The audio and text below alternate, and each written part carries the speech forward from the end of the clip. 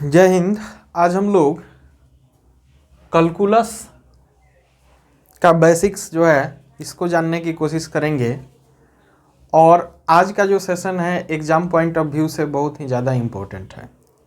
Specially जब हम बात करें कि कोई भी विद्यार्थी जो 11-12 में हो, ठीक, और मैथ और फिजिक्स की जहाँ बात आती है, बिना कैलकुलस का 11-12 का मैथ या फिजिक्स कभी कंप्लीट हो ही नहीं सकता है। मैथ की बात करें स्पेशली तो मैथ में कैलकुलस आपको 35 मार्क्स का इस साल पूछा जाने वाला है सीबीएसई में, ठीक। तो कैलकुलस मैथमेटिक्स का एक बहुत ही बड़ा अंग है, कहें तो सबसे ज़्यादा क्वेश्चन यहाँ से आते हैं। पहली चीज़ ये तो हो गया एग्जाम पॉइंट ऑफ व्यू की बात। फिजिक्स की बात करें तो फिजिक्स में बहुत सारे न्यूमेरिकल्स हमको सॉल्व करने रहते हैं जो बिना कैलकुलस के हम सॉल्व नहीं कर सकते। बहुत से न्यूमेरिकल्स बिना कैलकुलस के सॉल्व नहीं होते हैं, बहुत से हो भी जाते हैं। तो हम इसके बेसिक्स की बात करेंगे। जैसे ही कैलकुलस का नाम आता है, देखा गया है कि जो विद्यार्थी होते हैं कैलकुलस से उनको डर लगता है। अब ये डर क्यों लगता है? क्योंकि कॉन्सेप्ट क्लियर नहीं होता है, ठीक। बेसिक कॉन्सेप्ट जो होता है वो क्लियर नहीं होता है। तो आज हम फिजिक्स के पॉइंट ऑफ व्यू से बात करेंगे। साथ ही आज का सेशन आपको हेल्प करेगा कि किस तरह कैलकुलस का हम यूज़ करें और कैलकुलस होता क्या है बेसिक। तो जैसा कि कैलकुलस ये जो है ये मैथमेटिक्स का एक ब्रांच है।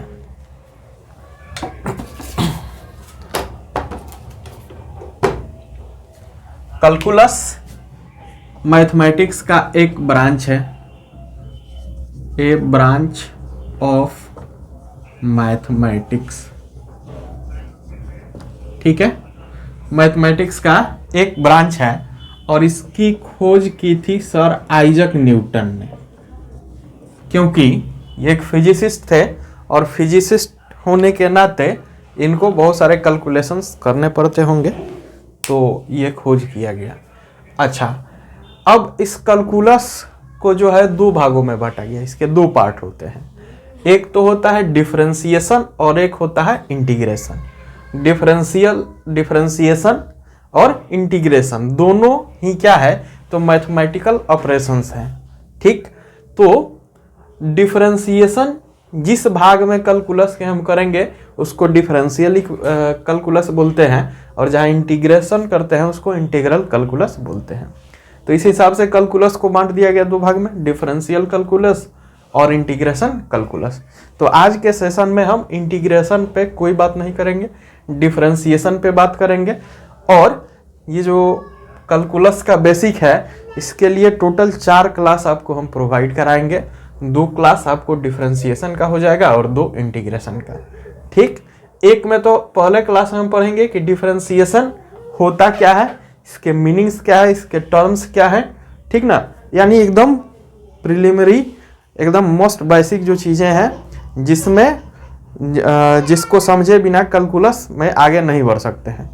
रही बात डीप कॉन्सेप्ट की, तो डीप कॉन्सेप्ट पढ़ने के लिए फिर कैलकुलस का मैथमेटिक्स में जाएंगे हम लोग।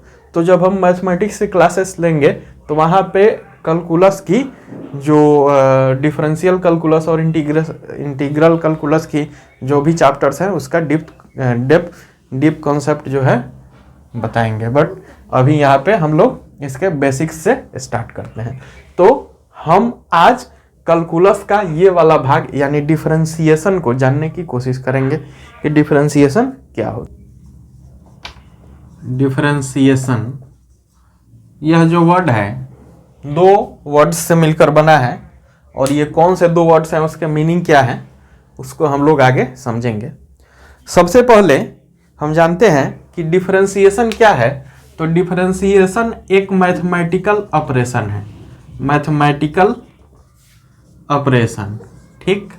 मैथमेटिकल ऑपरेशन का मतलब आप लोग जानते होंगे कि क्या होता है। अभी तक जो मैथमेटिकल ऑपरेशन हम पढ़ते थे वह क्या था, एडिशन, सब्ट्रैक्शन, डिवीजन और मल्टीप्लिकेशन। ये 4 तरह के मैथमेटिकल ऑपरेशंस हम लोग करते थे, पढ़ते थे, ठीक ना। और इन चारों ऑपरेशंस को परफॉर्म करके हम तरह तरह के रिजल्ट निकालते थे। बट वो रिजल्ट किसका होता था, किसी नंबर का, ठीक ना। अगर फिजिक्स में बात करें तो एक होता है फिजिकल क्वांटिटी, तो यहां से शुरुआत होती है डिफरेंशिएशन या कैलकुलस की। क्वांटिटी, फिजिकल क्वांटिटी किसको कहते हैं हम लोग?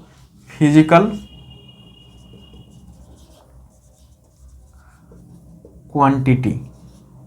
तो physical quantity which is measurable, जिसका मेजरमेंट किया जा सकता है in the terms of physics, that is called physical quantity. ठीक, एंड फिजिकल क्वांटिटी मैथमेटिक्स में भी भास्टली यूज किया जाता है, या यूं कहें कि फिजिकल क्वांटिटीज को मेजरमेंट करने के बाद उस पे हम ऑपरेशंस परफॉर्म करते हैं और उससे रिलेटेड रिजल्ट्स निकालते हैं।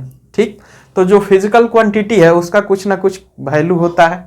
ठीक, जब मेजर करेंगे तो उसकी वैल्यू होगी। जो मेजरेबल है वह क्या है? फिजिकल क्वांटिटी है।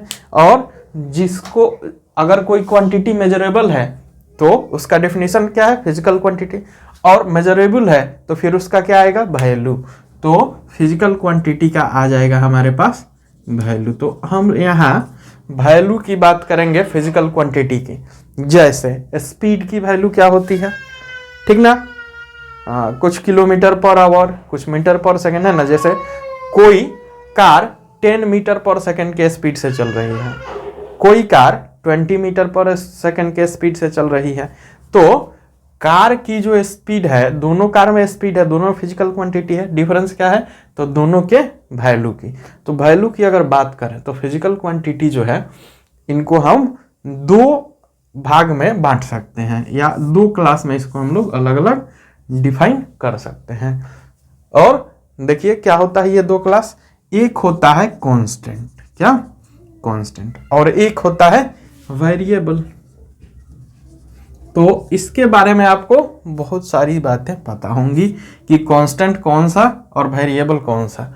जिसका वैल्यू बदल जाए वह क्या होता है? वेरिएबल, और जिसका वैल्यू ना बदले वह क्या रहता है? कांस्टेंट। ठीक ना, तो जिसका वैल्यू सिचुएशन के साथ नहीं बदलता हो वह कांस्टेंट है, और जिसका वैल्यू सिचुएशन के साथ बदल जाता है वह क्या है? वेरिएबल्स है। अब इनका फर्दर क्लासिफिकेशन करने से क्या आता है? दो तरह के कांस्टेंट, एक होता है परमानेंट कांस्टेंट और एक होता है टेम्पररी कांस्टेंट। ठीक, परमानेंट कांस्टेंट और टेम्पररी कांस्टेंट। परमानेंट कांस्टेंट कौन सा? जिसे हम यूनिवर्सल कांस्टेंट कहते हैं। ठीक, जिसका वैल्यू कभी नहीं बदलता है, जैसे 4, जैसे 10।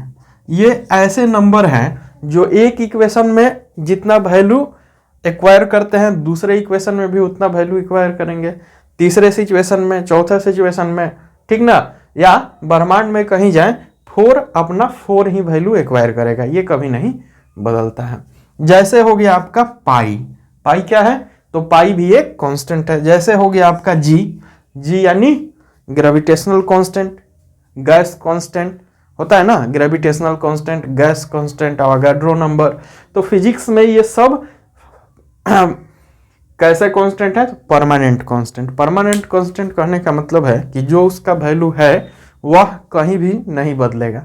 वह ना पृथ्वी पे बदलेगा, ना चांद पे बदलेगा, ना सूरज पे बदलेगा, सब जगह उसका वैल्यू क्या है? बराबर है।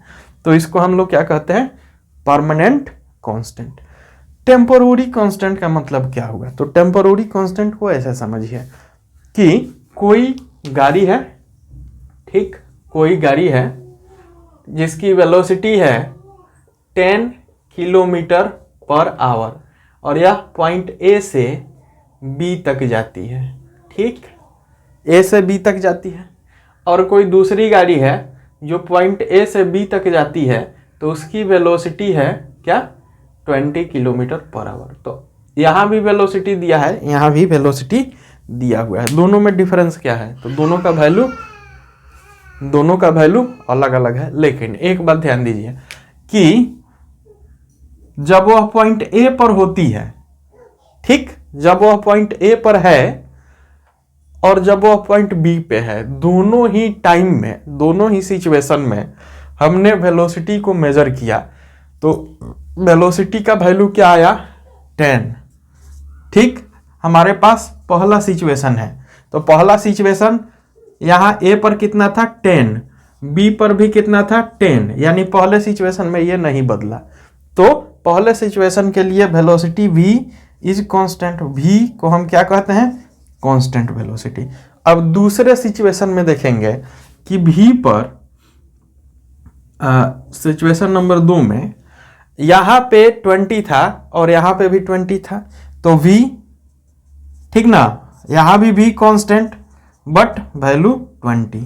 अब कॉन्ट्राडिक्शन ये है कि हमने कहा कि कांस्टेंट जिसका वैल्यू नहीं बदलता है, यहाँ v का तो वैल्यू बदल गया, लेकिन v का वैल्यू देखिए सिचुएशन 1 में नहीं बदल रहा है, सिचुएशन 2 में नहीं बदल रहा है, और 1 और 2 एक दूसरे से रिलेटेड नहीं है। तो सिचुएशन 1 के लिए अगर v सभी पॉइंट पे एक वैल्यू को एक्वायर करता है तो उसको कांस्टेंट कहते हैं, लेकिन जैसे ही सिचुएशन बदलता है v ने दूसरा वैल्यू एक्वायर कर लिया और अब उसको मेंटेन किए हुए है, समझ रहे हैं। तो इस सिचुएशन के लिए भी v कांस्टेंट है और इस सिचुएशन के लिए भी v कांस्टेंट है, लेकिन ये परमानेंट कांस्टेंट नहीं है, क्योंकि परमानेंट कांस्टेंट अगर होता तो सिचुएशन 1 रहे, 2 रहे, 3 रहे, 4 रहे, सबके लिए v का वैल्यू वही रहता। समझ में आ गई बात। तो टेम्पोररी कांस्टेंट का मीनिंग समझ में आ गया, जो सिचुएशन टू सिचुएशन अपना वैल्यू तो बदलता है बट किसी एक पार्टिकुलर सिचुएशन में अपने वैल्यू को नहीं बदलता है। बहुत सारे कांस्टेंट हम लोग बना सकते हैं, जैसे मान के चलिए कि कोई कार है चल रही है और ए पर जब थी तो उसकी स्पीड कितनी थी, उसकी स्पीड थी 10 मीटर पर सेकेंड, ठीक, और एक कांस्टेंट एक्सेलरेशन उसमें दिया जाता है, कांस्टेंट एक्सेलरेशन। तो एक्सेलरेशन 1 मीटर पर सेकेंड स्क्वायर दिया जाता है, ठीक ना। तो मान के चलिए कि 8:01 पर उसकी स्पीड कितनी थी, 10 मीटर पर सेकेंड। दूसरे सेकेंड पे स्पीड कितनी होगी, तो स्पीड बढ़ जाएगी, ठीक ना। स्पीड कितनी होगी, तो स्पीड हो जाएगी 11 मीटर पर सेकेंड। फिर 12वें सेकेंड पे कितनी होगी, 12 मीटर पर सेकेंड। तो ये स्पीड तो बढ़ रहा है, ठीक, स्पीड या वेलोसिटी बढ़ रहा है, तो उसके बढ़ने से वो स्पीड या वेलोसिटी अब कांस्टेंट नहीं रहा, अब उसको हम टेम्पोररी कांस्टेंट भी नहीं कहेंगे। लेकिन यहाँ क्या कांस्टेंट हो गया, तो यहाँ कांस्टेंट हो गया आपको एक्सेलरेशन, ठीक। तो ये सारी बातें हैं। टेम्पोररी कांस्टेंट कौन सा हो गया, एक्सेलरेशन।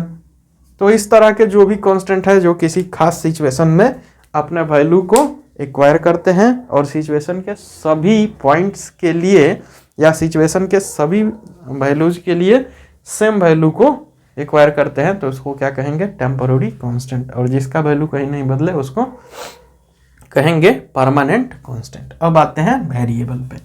तो वेरिएबल भी होता है 2 तरह का, ठीक। वेरिएबल कितने तरह का, 2 तरह का। एक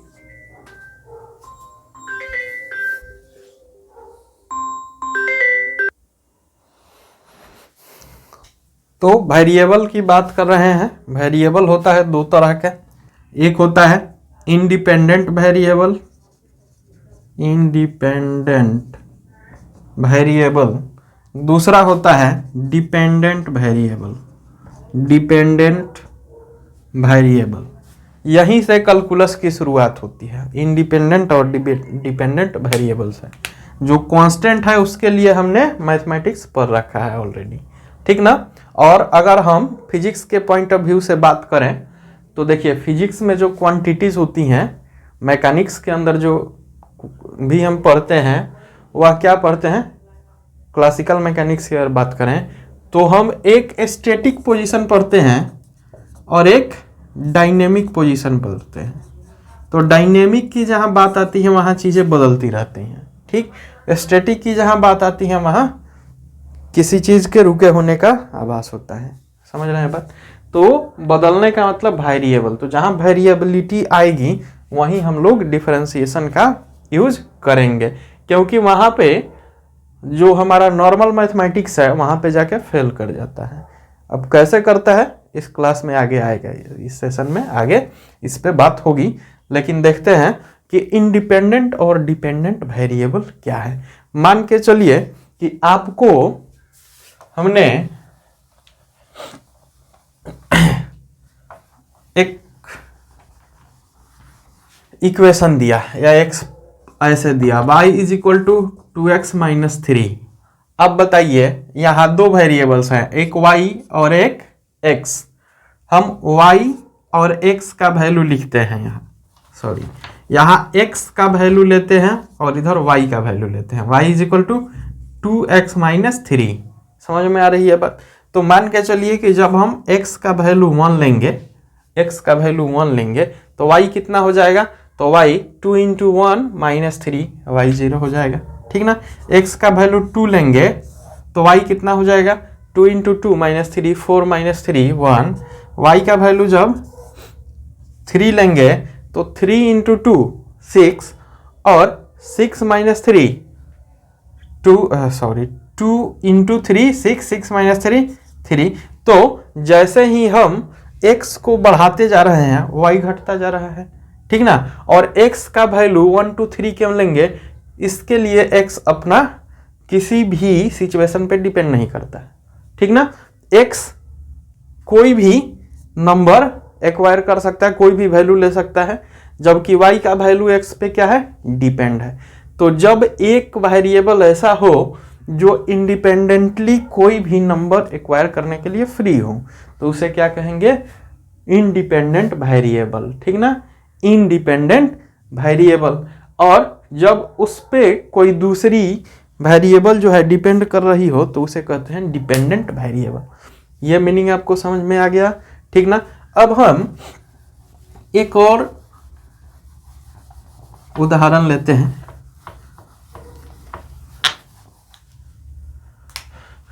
speed, time, speed, time, distance, velocity और एक्सेलरेशन, इन सभी वर्ड से आपका परिचय है ऑलरेडी। तो हम लोग इसी से कुछ कुछ उदाहरण लेते हैं। मान के चलिए कि एक सिचुएशन दिया गया जिसमें आपको 200 किलोमीटर जाना है और आपको एक बस दे दिया गया। क्या? बस 200 किलोमीटर जाना है। तो आपके पास टाइम है और स्पीड है, ये दो क्वांटिटी हैं, ठीक। तो अगर आप स्पीड बस की 100 किलोमीटर पर आवर रखते हैं तो टाइम कितना लगेगा? 2 आवर। और अगर स्पीड को 50 किलोमीटर पर आवर रखते हैं तो टाइम कितना लगेगा? 4 आवर, ठीक ना। 25 रखते हैं, टाइम कितना लग गया? 8 आवर्स। समझ रहे हैं बात?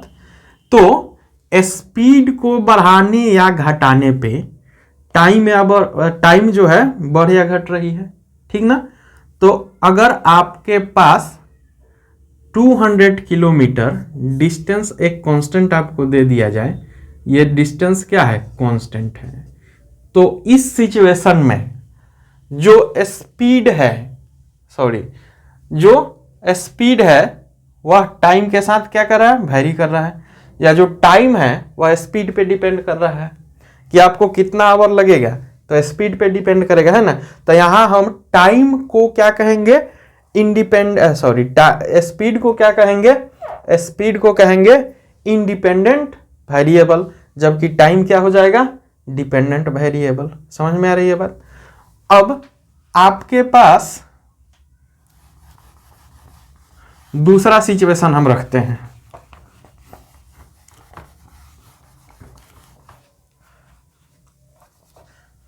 आपके पास टाइम 2 आवर्स है, ठीक।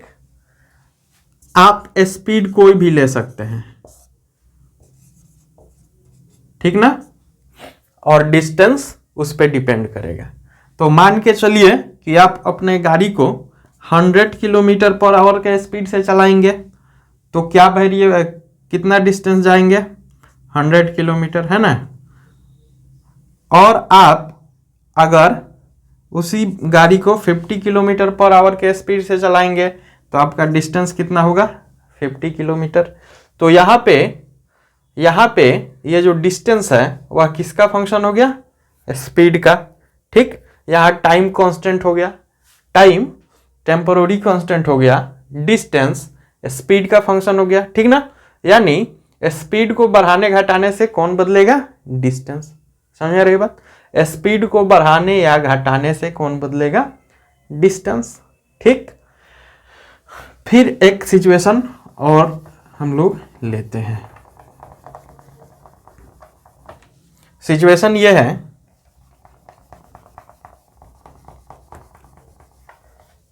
कि आपके पास एक स्कूटर है और उस स्कूटर में कुछ पेट्रोल लेना है आपको। ठीक, पेट्रोल लेना है तो स्पीड और डिस्टेंस की बात करेंगे। आपके स्कूटर का माइलेज है 40 किलोमीटर पर लीटर, यानी 1 लीटर पेट्रोल में 40 किलोमीटर आपको जाना है। अब मान के चलो कि आपको जाना है कितना दूर? आपको जाना है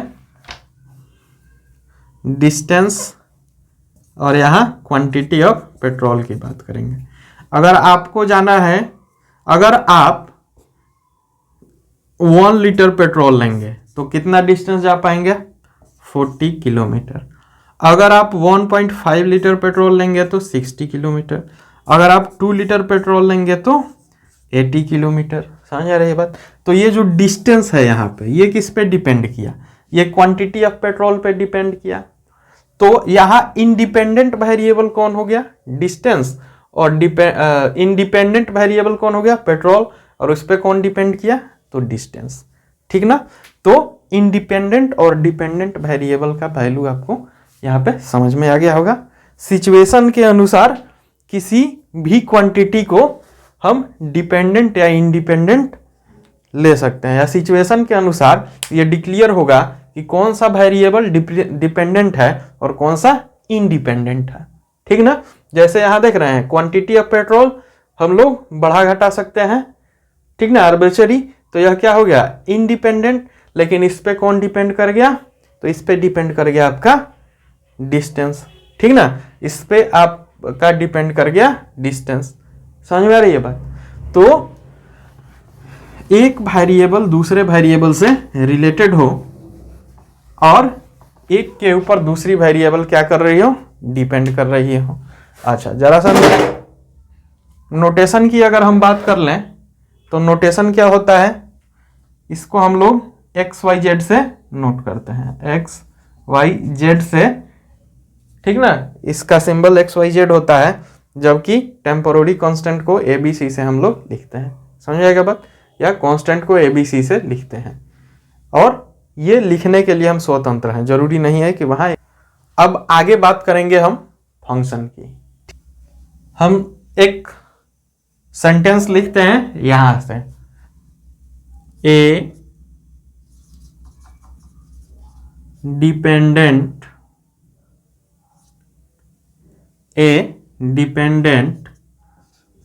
variable depends on related independent variable। ठीक, इंडिपेंडेंट वेरिएबल। ठीक ना? हमने एक एग्जाम्पल लिया था y is equal to 2x minus 3 का। समझ में आ रही है बात? और इसके लिए हमने कुछ वैल्यू लिखे थे x का और y का। x अपना वैल्यू ले रहा था 1 2 3 4 5 6, कुछ भी ले सकता है। x फ्री है, इंडिपेंडेंट है, लेकिन x के वैल्यू पे y का वैल्यू डिपेंड कर रहा है। कैसे? तो 2x माइनस 3, तो x जब 1 तो 2 इंटू 1 कितना? 2, और माइनस 3 कितना आ गया? 2 minus 3 minus 1, 2 into 2 4, 4 minus 3 4 minus 3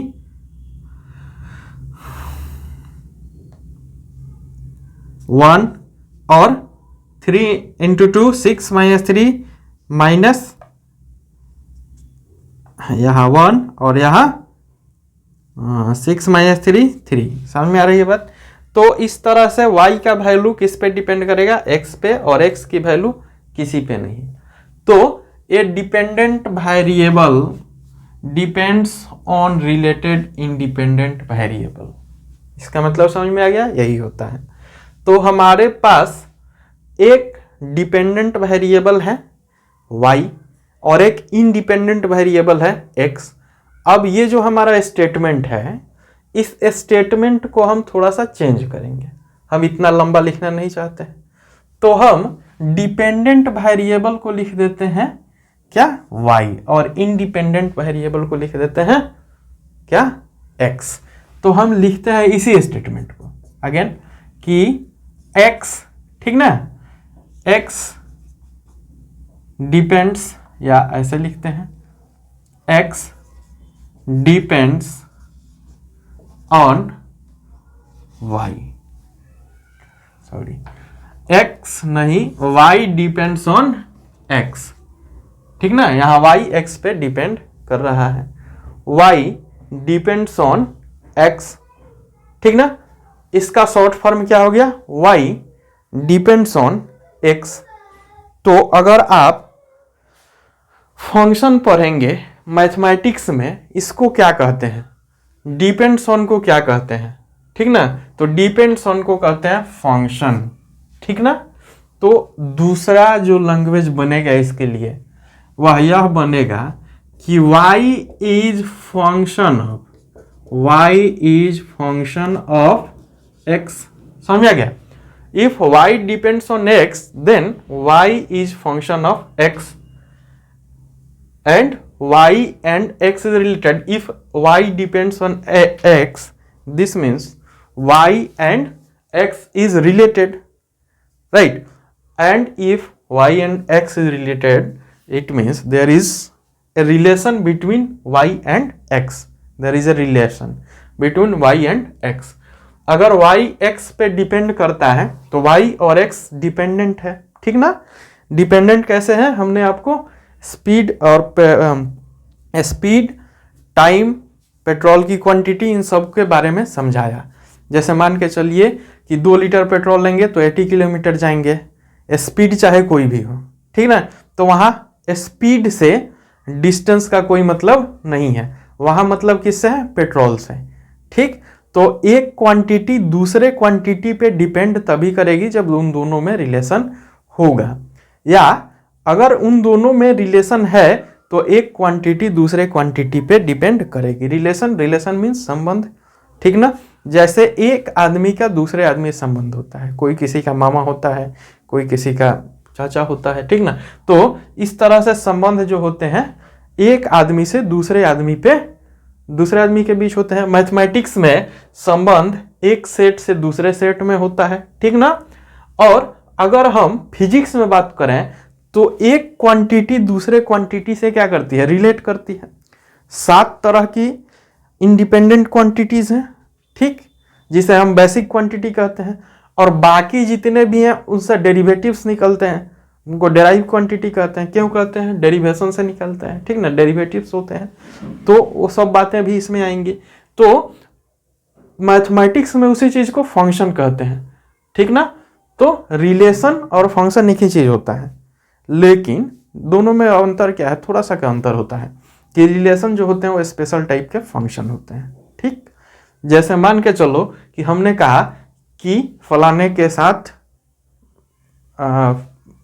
मेरा रिलेशन है, तो दूसरा क्वेश्चन क्या आएगा तुरंत कि क्या रिलेशन है, ठीक। एक रिलेशन है और दूसरा क्या रिलेशन है, तो ये रिलेशन है। जैसे y का x के साथ रिलेशन है तो क्या रिलेशन है, तो 2x - 3 रिलेशन है। जैसे y का x के साथ रिलेशन है तो क्या रिलेशन है, 2x² रिलेशन है। जैसे y का x के साथ रिलेशन है तो क्या रिलेशन है, तो x² है, माने x का वर्ग y है, ये रिलेशन है। x का वर्ग y है, ठीक ना। वैसे ही x का दुगुना y है, इसका मतलब क्या, y = 2x। x से 5 कम y है, माने y = x - 5। 5 से x कम y है तो 5 - x हो जाएगा, समझ रहे हैं ना बात। तो रिलेशन उसको कहते हैं, और रिलेशन का नाम क्या होता है, फंक्शन।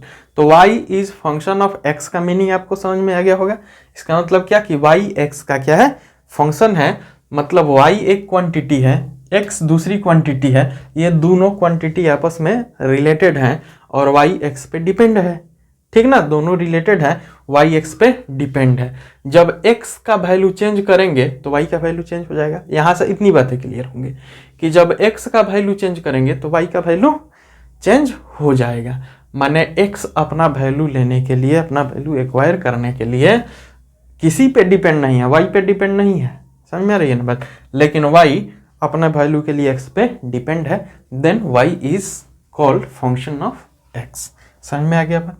लेकिन ये भी लैंग्वेज आपको ठीक लग रहा है क्या? मुझे तो नहीं लग रहा है, मैथमेटिक्स को भी नहीं लगता। तो इस लैंग्वेज को भी छोड़कर हम एक और लैंग्वेज जो है इसके लिए लिखते हैं।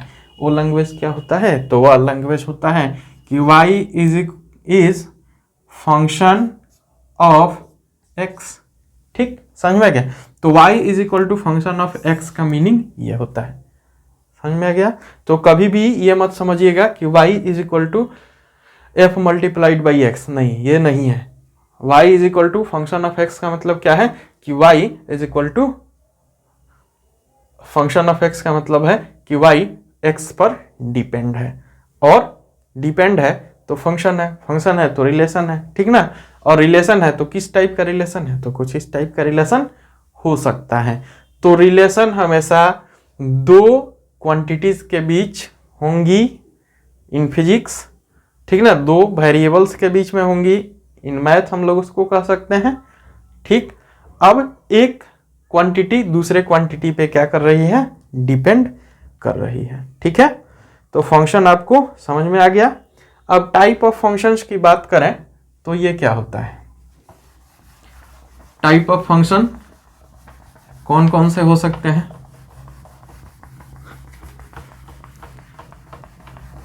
सॉल्व करना मैं नहीं सिखा रहा हूं आपको, केवल बेसिक्स जो समझ में नहीं आता है, ठीक ना, नोटेशन समझ में नहीं आता है। तो अगर हम टाइप ऑफ फंक्शंस की बात करें, देखिए इतना पढ़ लेने से आपको एक चीज क्लियर हो जाएगा कि जो भी बेसिक्स मैथ में यूज होता है वो तो एकदम क्लियर हो जाएगा, और फिजिक्स में कैलकुलस का यूज कैसे करेंगे ये क्लियर हो जाएगा, ठीक। तो टाइप्स ऑफ फंक्शन ये कितने तरह का होता है देखते हैं। तो सबसे पहला होता है एक पावर फंक्शन। कौन सा फंक्शन? Power function. अच्छा, ये क्या होता है? तो मान के चलो कि कोई y है वह x से इस तरह से रिलेटेड है कि y is equal to x to the power n, ठीक ना। तो पावर n आ गया, यहाँ n क्या है? तो n कोई कांस्टेंट 1 2 3 एटसेट्रा है। तो ये क्या हो गया? ये पावर फंक्शन हो गया। समझ में आ रहा है बात। दूसरे फंक्शन की अगर बात करें तो दूसरा फंक्शन कौन सा होता है? Trigonometric function.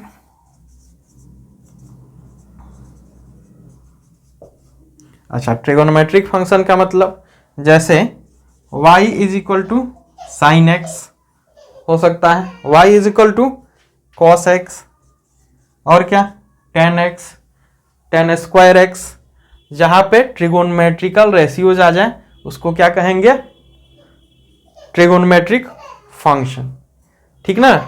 यहां y का वैल्यू किस पे डिपेंड कर रहा है? x पे, साइन एक्स। y x से किस तरह रिलेटेड है? As a sine x, but y का वैल्यू किस पे डिपेंड करेगा? साइन x पे। फॉर एग्जाम्पल, अगर हम x का वैल्यू, ठीक ना, x का वैल्यू और इधर y is equal to sine x का वैल्यू लें तो x का वैल्यू 0 डिग्री के लिए, x का मान 0 जब लेंगे, फिर x का मान जब 90 लेंगे, तो दोनों ही कंडीशन में क्या होगा? अलग अलग होगा। 0 के लिए y का वैल्यू कितना? 0, और 90 के लिए y की वैल्यू कितनी? 1। तो x की वैल्यू 0, 90, 45, 30 ये सब कुछ हो सकता है, जबकि y की वैल्यू उसी x के वैल्यू पे डिपेंड करेगा। तो यहाँ y क्या है? x का फंक्शन है। किस टाइप का फंक्शन है? तो साइन x। इसको भी हम लिख सकते हैं y is equal to function of x, ठीक ना, यानी is equal to sine x लिख सकते हैं। Function of x is equal to sine x। तो अब आपको कहा जाएगा कि y is equal to function of 30 degree बताइए ना हमको, तो ले लेंगे y is equal to sine 30 degree, और 30 डिग्री का वैल्यू लिख देंगे। फिर आपको कोई कह दिया कि y is equal to 90 degree का वैल्यू बताइए ना, तो y is equal to 90 degree function का वैल्यू क्या हो जाएगा, sine 90। Y is equal to 0 degree, function of 0 degree का वैल्यू बताइए ना, तो वो हो जाएगा। समझ में आ रही बात। तो ये दूसरे टाइप का फंक्शन क्या हो गया, ट्रिगोनोमेट्रिक फंक्शन। तीसरे टाइप का फंक्शन जो होता है वह कौन सा होता है, एक्सपोनेंटल फंक्शन। एक्सपोनेंशियल फंक्शन यह कैसा होता है, तो यह होता है y is equal to e to the power x। यहाँ e क्या हो गया, यहाँ e ले लिया और e का पावर x ये वेरिएबल हो गया। समझ में आ रही है बात। और एक होता है लॉग फंक्शन, लॉगरिथमिक फंक्शन। यह कैसा होता है, तो यह y is equal to log e into a to the power n। समझ में आ रहा है। तो ये एक लॉग वाला फंक्शन होता है। ये क्या होता है, लॉग फंक्शन। तो हम फंक्शन की बात करें तो चार तरह के ये फंक्शन आपको पढ़ने हैं और इन्हीं चारों फंक्शंस का यूज आपको करना है। इन चारों फंक्शन पे कैसे डिफरेंशिएशन होगा इन फंक्शन। ठीक, हमारे पास कोई एक फंक्शन है, जैसे y is equal to function of x। ये हमारे पास एक फंक्शन है। हमने मान लिया कि x में हमने जब एक छोटा सा बदलाव किया, छोटा सा बदलाव मतलब डेल्टा x, तो x डैश हो गया। समझ में आ रही है बात। x डैश हो गया और उसके लिए y का वैल्यू जो था y डैश हो गया। ठीक, तो a little change in if a little change in x is equal to delta x,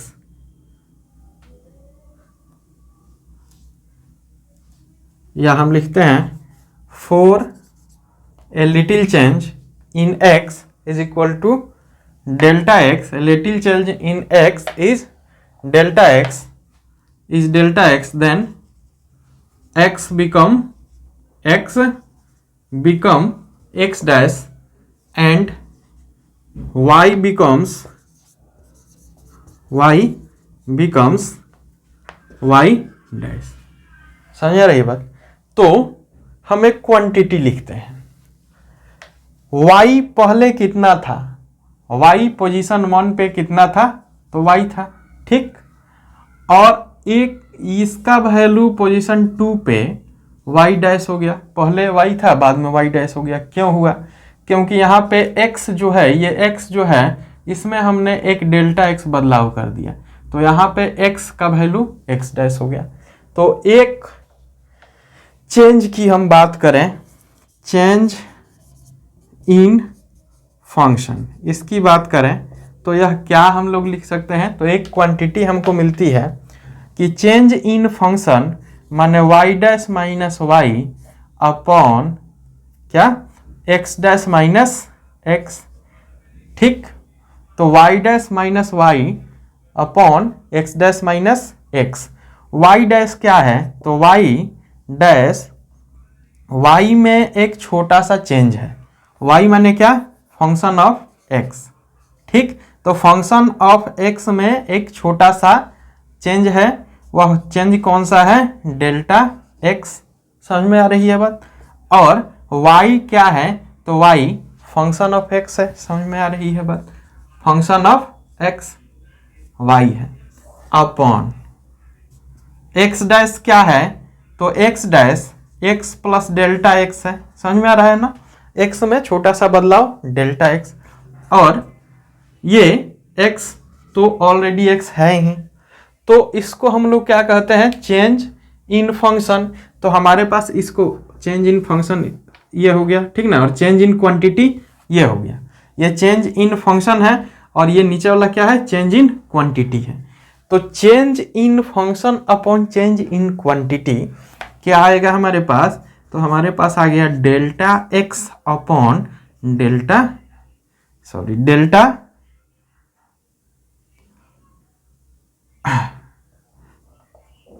या फंक्शन ऑफ डेल्टा x हम लोग लिख सकते हैं, function of delta x upon delta x, या इसको हम लोग अगर y और डेल्टा y कर दें तो भी आ जाएगा, ठीक ना। y और डेल्टा y कर दें तो भी इसका वैल्यू आ जाएगा।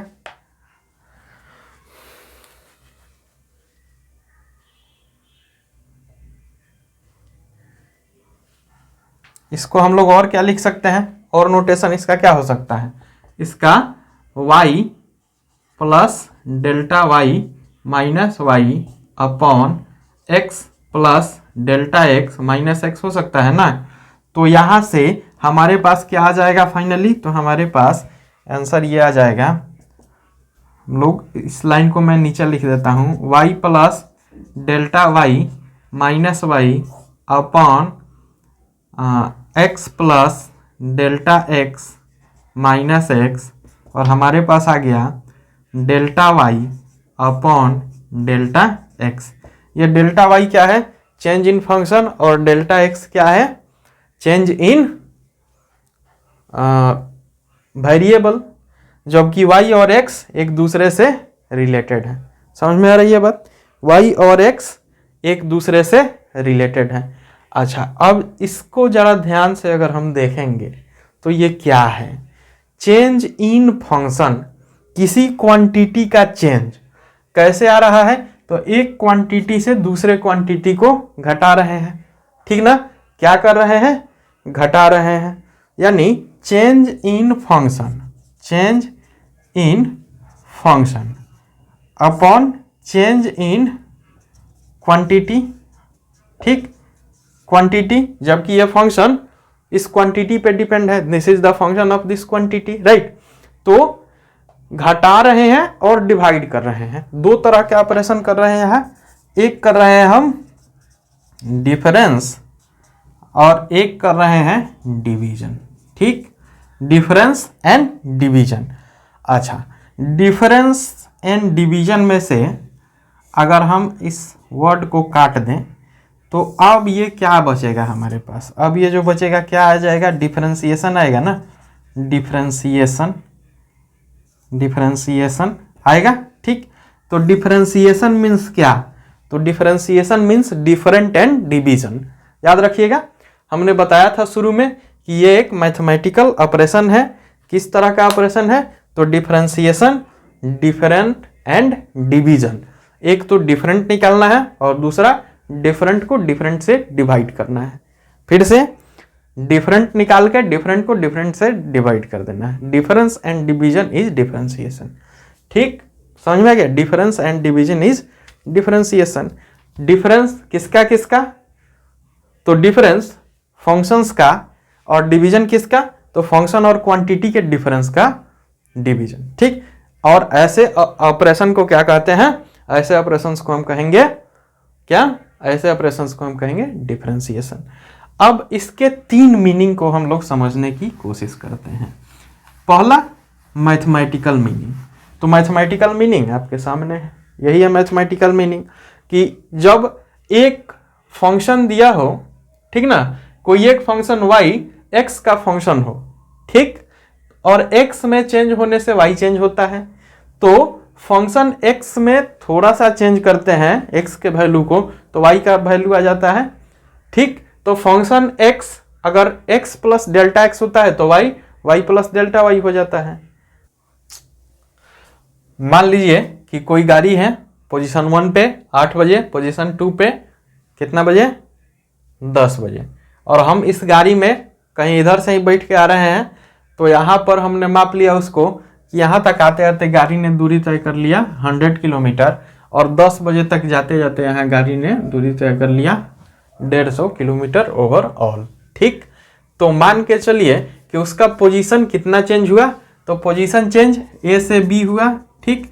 अगर ये ए है और ये बी है तो पोजीशन चेंज कितना हुआ, ए से बी। अब ए पर कितना डिस्टेंस था और बी पर कितना डिस्टेंस था, पहले बाद वाला लेते हैं। तो बी पे डिस्टेंस 150 अपॉन ए पर कितना डिस्टेंस, तो ए पर डिस्टेंस था उसका 100, ठीक, अपॉन 10 बजे और 8 बजे दोनों के बीच कितना डिफरेंस, 2 घंटे का, तो 150 माइनस 100 टोटल कितना डिस्टेंस तय किया, 50 और 50/2 यानी 25 हमारे पास क्या आया, तो 25 हमारे पास एक क्वांटिटी आया। इस क्वांटिटी को हम क्या कहते हैं, तो इस क्वांटिटी को हम कहते हैं स्पीड, ठीक ना। यानी ये स्पीड माने क्या, स्पीड माने change in position, change in position upon change in time, ठीक। या इसको हम लोग और कैसे लिखते हैं, change in position in respect to time. तो टाइम के रेस्पेक्ट में पोजीशन के चेंज को हम क्या कहते हैं, उसको कहते हैं हम स्पीड। तो क्या इसके लिए हम डेरिवेशन लिख सकते हैं, बिल्कुल लिख सकते हैं, ये डेरिवेशन का मैटर हो गया। तो डेरिवेशन का मैटर क्या हो गया, change in position upon change in time. मान के चलिए पोजीशन x से x1 से x2 चेंज हो जाता है, ठीक ना। पोजीशन ये x चेंज हो जाता है, पोजीशन x का फंक्शन है और टाइम t का फंक्शन है। तो इसको हम लोग क्या लिख सकते हैं, delta x upon delta t। समझ में आ रही है बात। तो फिजिकल मीनिंग क्या हो गया, delta x upon delta t। समझ में आ गया। तो फिजिक्स में डेरिवेशन का मीनिंग, हो गया कि एक क्वांटिटी के चेंज को दूसरे क्वांटिटी के चेंज से डिवाइड करना, ठीक ना। एक क्वांटिटी के चेंज को दूसरे क्वांटिटी के चेंज से डिवाइड करना। तो इसको हम लोग क्या कहते हैं, इसको हम लोग कहते हैं डिफरेंशिएशन। अब एक और मीनिंग इसका समझेंगे, ज्योमेट्रिकल मीनिंग। मान के चलिए कि कोई कोऑर्डिनेट है और इस कोऑर्डिनेट पे हमने एक ग्राफ खींचा है, ठीक। किसी फंक्शन का ग्राफ खींचा और वह ग्राफ कुछ इस तरह से था। समझ में आ रही है बात। यह वैल्यू कौन सा है, यह वैल्यू है 2, ठीक। ये क्या है y और ये क्या है x। तो जब वैल्यू है 2 तो y पर 1, फिर 2, फिर 3। जब वैल्यू है 2 तो y पर वैल्यू कितनी, और जब वैल्यू होगी 3 तो y पे वैल्यू कितनी, ठीक ना। और जब इसमें थोड़ा सा एक छोटा सा चेंज ला देंगे डेल्टा x, तो y में कितना चेंज हो जाएगा, ठीक ना। तो x एक्सिस के रेस्पेक्ट में चेंज और y एक्सिस के रेस्पेक्ट में चेंज। x को जैसे जैसे हम बढ़ाते जाएंगे y क्या होगा, बढ़ते जाएगा। तो यहाँ x y जो है x का फंक्शन है कि नहीं है ना। तो change in function upon change in quantity is called differentiation. समझ आएगा बात, इज कॉल्ड डिफरेंशिएशन। तो मान के चलिए ये वैल्यू हम निकालेंगे कैसे। तो ये वैल्यू निकालने के लिए मैं आपको बता रहा हूं, एग्जाम्पल को समझिएगा ध्यान से। यहाँ 3 पे है x, तो मान के चलिए कि हम यहाँ जानना चाहते हैं कि यहाँ पे जो x की वैल्यू है, y की वैल्यू है, वह कितनी है। तो यह कैसे आता है, स्लोप से। इसको क्या बोलते हैं, स्लोप, है ना। इसको बोलते हैं हम स्लोप। 2 पॉइंट्स के बीच की डिफरेंस हम स्लोप बोलते हैं, इस पॉइंट से लेके इस पॉइंट तक। एक छोटा सा डेल्टा x अगर है इनके बीच, तो हम इसको स्लोप बोलते हैं। ये तो स्लोप निकालने के लिए इसको हम यहाँ से ड्रॉ करते हैं, इसको यहाँ से ड्रॉ करते हैं। यहाँ क्या बन गया 90, क्या बन गया 90।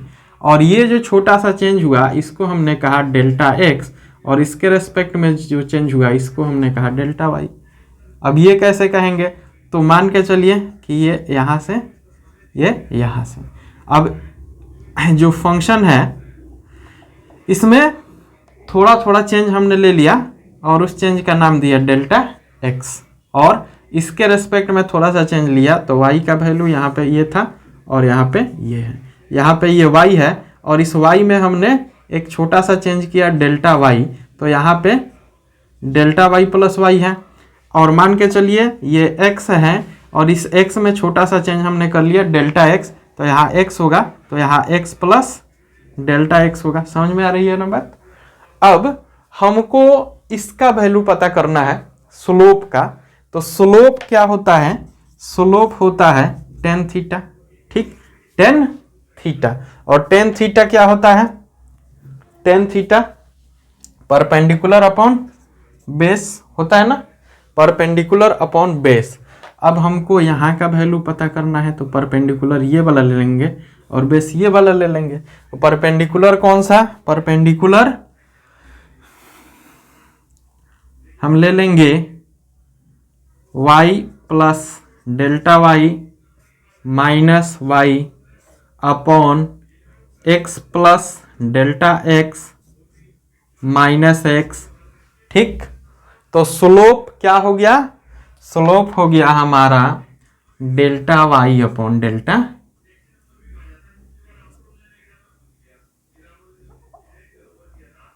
x, ठीक ना, delta Y upon delta x, ये स्लोप हो गया, ठीक है। तो स्लोप हमारे पास क्या गया, delta Y upon delta x। तो ज्योमेट्री में डिफरेंशिएशन क्या देगा, स्लोप देगा, क्या देगा, स्लोप। अब तीन बातें आपने जाना, मैथ में, फिजिक्स में और ज्योमेट्री, ज्योमेट्रिकल मीनिंग, तीनों मीनिंग आपने जान लिया। मैथमेटिक्स में change in function upon change in quantity, physics में change in position, change in position, मान लो कि पोजीशन को हम p से रिप्रेजेंट कर रहे हैं, change in position with respect to related quantity, suppose that time. Math में change in function delta Y upon delta X, और ज्योमेट्री में क्या हो गया, स्लोप, स्लोप, स्लोप कहाँ से आता है, टेन थीटा से, जो कि delta Y upon delta x होता है। समझ में आ गया, ये तीनों मीनिंग आपको समझ में आ गया, ठीक ना। तो जब भी डिफरेंशिएशन करेंगे तो उसका तीनों मीनिंग अगर आपको क्लियर है तो कोई भी डिफरेंशिएशन आप बना सकते हैं, ठीक ना। ये बिल्कुल भी बेसिक मीनिंग हुआ डिफरेंशिएशन का, कि मैथ में इसका मीनिंग क्या हुआ, फिजिक्स में क्या हुआ, और ज्योमेट्रिकल मीनिंग क्या हुआ, स्लोप कैसे निकालते हैं। अब आगे चलते हैं, हम इस सेशन को खत्म करेंगे। बाकी इसका जो फंक्शन है कैसे बनेगा वो नेक्स्ट सेशन में। तो लिमिट, लिमिट माने क्या होता है, सीमा, ठीक ना। अच्छा, ये कॉन्सेप्ट क्या है, इसको हम लोग जानने की कोशिश करते हैं। सबसे पहले मैं एक ग्राफ यहाँ पे बना रहा हूँ जिसका स्लोप हमको निकालना है। सबसे ज़्यादा क्लियर इसी से होगा, ठीक, इसी से सबसे ज़्यादा क्लियर होगा। मान के चलिए कि इस स्लोप में ये कौन सा एक्सिस है, x, और ये कौन सा एक्सिस है, y। अब x y के लिए हमारे पास कोई एक स्लोप ऐसा है, ठीक, ये एक स्लोप हो गया। और ये पोजीशन जो है यहाँ पे, ये पोजीशन 1 है और ये y के लिए है। समझ में आ रही है बात। अब मैंने कहा कि यहाँ पे हमको स्लोप बताना है, तो अभी तक हम लोग ऐसे स्लोप बता रहे थे कि हमने यहाँ से ऐसे ये क्या कर लिया, ऐसे हमने इसको खींच लिया, लेकिन यहाँ पे उससे स्लोप नहीं आएगा। हमने उसके लिए क्या किया था कि हमने एक लाइन यहाँ पे ड्रॉ किया था जिसको क्या माना था, x, और एक लाइन जो है यहाँ पे ड्रॉ किया था जिसको क्या माना था, डेल्टा x प्लस x, ठीक। इसी तरह ये क्या है, ये y है, और ये ऊपर वाली लाइन क्या है, ये y प्लस डेल्टा y है, ठीक। ऐसे ही निकाला था हमने। फिर इसको इससे हमने मिला दिया और इसका स्लोप निकाल दिया। समझ आ रही बात। तो मान के चलो कि हम यहाँ 0.1 ले रहे हैं और यहाँ 0.1 यहाँ भी ले रहे हैं, या मान के चलो कि हम यहाँ 1 और 1 का डिफरेंस ले रहे हैं, ठीक। इधर भी 1 और इधर भी 1 का डिफरेंस ले रहे हैं, यानी डेल्टा x हम 2 यूनिट ले रहे हैं यहाँ पे। समझ में आ रही है बात। डेल्टा x 2 यूनिट ले रहे हैं। अब स्लोप जो है, यहाँ का स्लोप कैसा है, तो डेफिनेटली यहाँ का स्लोप ऐसा है ना, यहाँ का स्लोप ऐसा है और यहाँ का स्लोप ऐसा है। तो जो यहाँ का स्लोप है, यहाँ का स्लोप वो एग्जैक्टली जो है इन दोनों के स्लोप से उसका करेक्ट मान नहीं आ रहा है। जो वैल्यू आएगा डेल्टा एक्स बटा डेल्टा वाई से, वो वैल्यू स्लोप का जो करेक्ट मान है क्या वह delta x upon delta y से सही सही आएगा, sorry delta Y upon delta x से सही सही वो वैल्यू नहीं आएगा, करेक्ट नहीं आएगा। तो किसी ने कहा कि करेक्ट करने के लिए हम क्या करते हैं कि इसको छोटा कर लेते हैं। ठीक, अब जब इसको छोटा करते हैं तो 1 से 0.1 ले लेते हैं। अब जैसे 0.1 लेंगे तो मैं इसको एक मैग्नीफाइड करके यहाँ पे बना रहा हूँ। तो मान के चलो कि 0.1 ऐसे हमने ले लिया, यहाँ पे एक है और एक पोजीशन यहाँ पे है, हमने यहाँ का स्लोप निकालना है। ठीक, तो ये हो गया और यहाँ से ये 0.1 है और ये यहाँ से 0.1 है। समझ आ रही है बात? तो फिर भी यहाँ का स्लोप और यहाँ का स्लोप डिफरेंट है, तो कोई और क्या कह सकता है? कह सकता है कि इसका वैल्यू भी इनकरेक्ट होगा। तो 0.1 ना लेकर आप 0.001 ले लीजिए, 01 ले लीजिए। ठीक, फिर 0.001 ले लीजिए। यानी हम x का वैल्यू जो है पहले क्या लिए 1, फिर क्या लिए 0.1, फिर क्या लिए 0.01, फिर क्या लिए 0.001, फिर क्या लिए 0.0001, है ना? फिर क्या लिए, उससे आगे जा सकते हैं। तो जितना ही इस x के वैल्यू को छोटा करते जाएंगे, सॉरी डेल्टा x के वैल्यू को, जितना ही इस डेल्टा x के वैल्यू को क्या करते जाएंगे, छोटा करते जाएंगे, उतना ही इसका करेक्ट मान हमारे पास आएगा, उतना ही सटीक मान क्या होगा हमारे पास आएगा। लेकिन अब सवाल उठता है कि इस छोटा करने की लिमिट क्या है? 0 नहीं हो सकता, 0 ना। यहाँ डेल्टा एक्स को अगर हम 0 लिख दें तो क्या आ जाएगा, डेल्टा वाई अपॉन 0 जो होता है अनडिफाइंड। ठीक ना, इसकी ये अनडिफाइंड है तो ये इनवैलिड हो जाएगा। 0 से हमें डिवाइड नहीं करना है, ठीक ना। तो 0 से डिवाइड नहीं करना है तो अब बात आती है कि एक्स डेल्टा एक्स को कितना छोटा रखें, हमें करेक्ट मान चाहिए। तो डेल्टा एक्स को कितना छोटा रखें, तो यहाँ एक नया शब्द आ गया जिसे हम कहते हैं अप्रोच। क्या? अप्रोच। अप्रोच माने डेल्टा एक्स अप्रोचेस टू 0। इसका मतलब होता है कि ये डेल्टा एक्स को हम बहुत छोटा किए 0 के लिमिट वैल्यू तक। इसका मतलब 0 से जस्ट पहले, 0 नहीं, ठीक ना। इसका मतलब 0 नहीं होता है, जैसे ही 0 लेंगे अनडिफाइंड आ जाएगा। तो 0 से जस्ट पहले इसका लिमिट वैल्यू होता है। तो डेल्टा एक्स अप्रोच टू 0, तो delta y approach to it correct मान, ठीक ना, करेक्ट मान। और हमें करेक्ट मान निकालने के लिए क्या लेना पड़ेगा, डेल्टा एक्स का 0 तक लिमिट लेना पड़ेगा।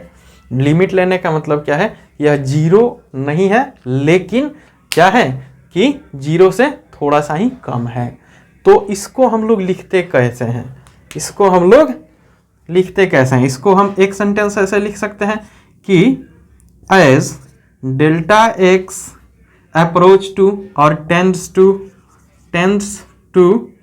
0, delta Y tends to its correct value, ठीक ना। माने change in quantity tends to 0, then change in function, और स्लोप। यहां डेल्टा वाई की जगह हम लोग क्या लिख सकते हैं, स्लोप। ठीक, change in quantity tends to 0 means slope tends to its correct value. मतलब किसी क्वांटिटी चेंज को 0 तक अप्रोच करें तो दिए गए सिचुएशन में जो स्लोप है या जो डेरिवेशन है वह अपने करेक्ट वैल्यू को प्राप्त करेगा। ठीक, अब ये लंबा सेंटेंस है, इसको छोटा करते हैं। तो इसको छोटा करने के लिए हम एक तरीका यूज करते हैं। क्या? इसको हमने क्या लिख लिया, इसको हमने लिखा स्लोप को delta Y upon delta x. तो हमने इसको लिख लिया कि डेल्टा एक्स, ठीक, delta x tends to 0, limit delta x tends to 0 delta Y upon delta x. ठीक, हमने स्लोप को क्या लिखा, हमने स्लोप को लिखा या डेरिवेशन को लिखा कि limit delta x approaches to 0। क्यों? क्योंकि हमें इस स्लोप का करेक्ट मान निकालना है। तो इसका मतलब क्या हुआ कि यहाँ जो चेंज इन क्वांटिटी है उसका वैल्यू बहुत छोटा लेना है। यहाँ हमने आपको मैग्नीफाई करके बताया, यहाँ बताया कि पहले 1 के लिए फिर 0.1 के लिए, है ना, पहले 1 के लिए इतना है, फिर इसको मैग्नीफाई किया तो 0.1 और फिर 0.001 001 001 ऐसे बढ़ाते जाएंगे तो उसकी वैल्यू क्या होगी, तो उसकी वैल्यू लास्ट वैल्यू क्या होगी, लिमिटेड वैल्यू, कहाँ तक उसको छोटा कर सकते हैं। तो उसकी सबसे लिमिटेड वैल्यू कि इस पॉइंट के जस्ट पहले वाला, है ना, जस्ट पहले वाला, यानी 0 से जस्ट पहले वाला। जैसे ही 0 करेंगे ये क्या हो जाएगा, 0 हो जाएगा और फिर उसको हम डिफाइन कर नहीं सकते। तो इसलिए हमने एक लिमिट ले लिया, limit delta x tends to 0 delta Y upon delta x. अब जैसे ही ये चीज़ आया, ये इतनी सारी चीज़ें लिखना हर जगह थोड़ा सा एक्वर्ड लगता है, तो इसके लिए भी हमने एक लैंग्वेज को जो है ईजाद किया, एक लैंग्वेज हमने अपनाया और इसको हमने लिख लिया d y upon d x.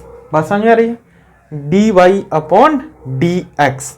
तो अब बताइए कि limit delta x tends to 0, इसका मतलब delta Y upon delta x, इसका मीनिंग क्या हो गया, d y upon d x.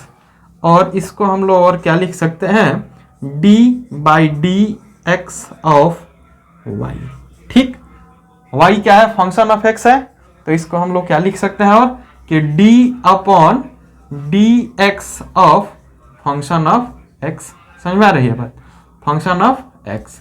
तो इसी को हम लोग क्या कहते हैं, इसको हम लोग कहते हैं डेरिवेशन। समझ में आया, derivation.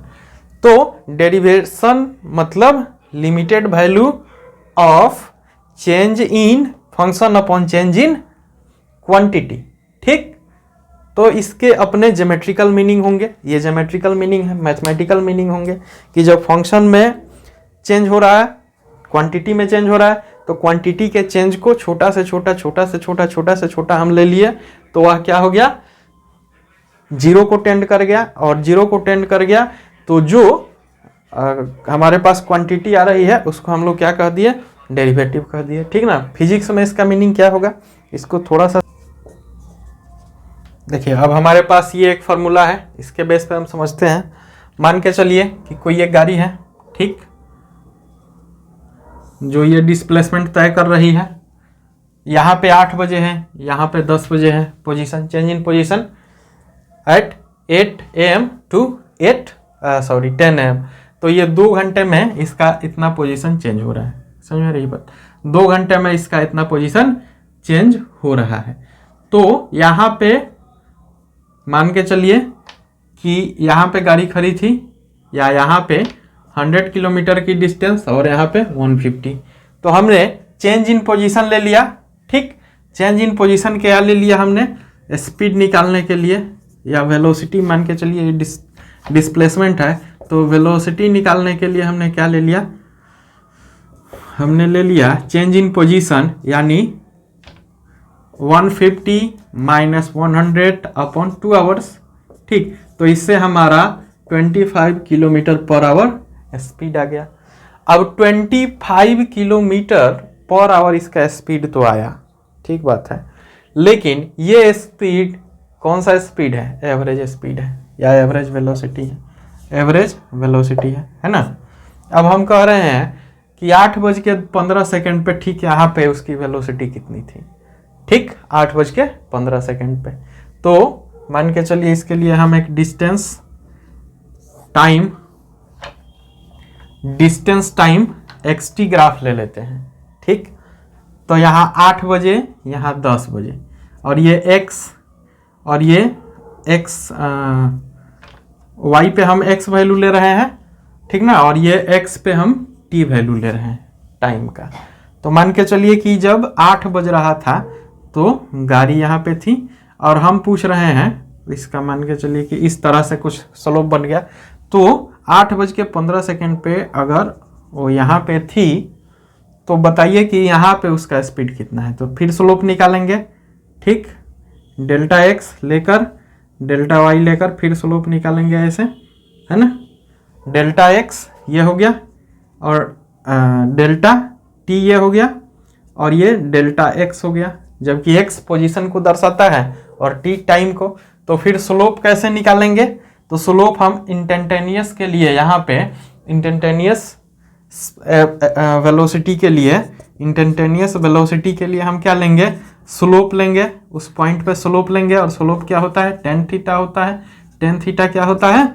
Delta x upon delta T, delta x upon delta T. But question फिर वही उठ गया कि क्या delta x upon delta T यहाँ के लिए उसका करेक्ट वैल्यू कौन सा है? ठीक 8:15 पे, ना उससे कुछ मिली सेकेंड पहले ना कुछ मिली सेकेंड बाद, करेक्ट 8:15 पे उतना टाइम पे एग्जैक्टली उसका स्पीड क्या है, उसी को कहते हैं इंस्टेंटेनियस स्पीड या वेलोसिटी। तो इंस्टेंटेनियस वेलोसिटी निकालने के लिए हमें क्या करना पड़ेगा? तो हमें ये वाला लिमिट लेना पड़ेगा। लिमिट क्या लेना पड़ेगा? तो हमें लिमिट लेना पड़ेगा डेल्टा टी, यानी टाइम इंटरवल को काफ़ी छोटा लेना पड़ेगा। डेल्टा टी टेंड्स टू 0, लेकिन 0 के बराबर नहीं, ठीक ना। और इसका हमने ले लिया limit delta T tends to 0 delta x upon delta T, ठीक, delta x upon delta T. और यह क्या हो गया?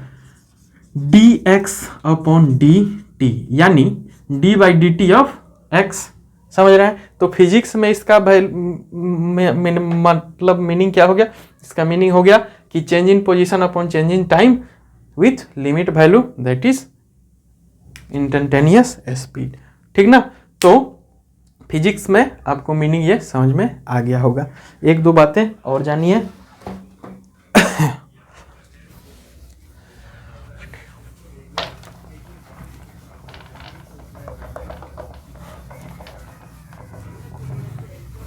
क्लियर हो जाएगा एकदम कॉन्सेप्ट।